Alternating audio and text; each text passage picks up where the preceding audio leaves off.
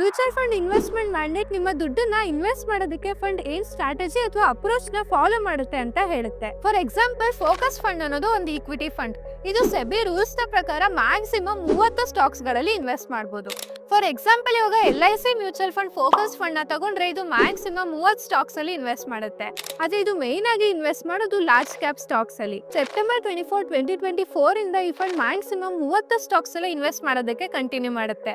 But ಒಂದು major difference ನ ಜೊತೆ ಇದು ಲಾರ್ಜ್ ಕ್ಯಾಪ್ ಸ್ಟಾಕ್ಸ್ ಮೇಲೆ ಮಾತ್ರ ಫೋಕಸ್ ಮಾಡ್ದೇನೆ large cap, mid cap, small cap ಮೇಲೂ ಫೋಕಸ್ ಮಾಡುತ್ತೆ.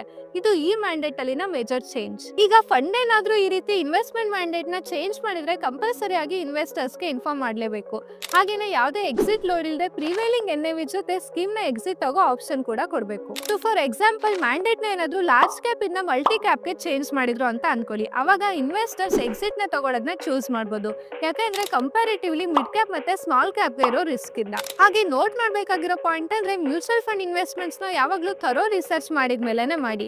ಮತ್ತೆ ಹೀಗೆ ಇನ್ನೂ ಹೆಚ್ಚು ಇನ್ಫಾರ್ಮೇಟಿವ್ ಕಂಟೆಂಟ್ ಗೆ ಗ್ರೋ ಕನ್ನಡ ಪೇಜ್ ನ ಫಾಲೋ ಮಾಡ್ಕೊಳ್ಳಿ.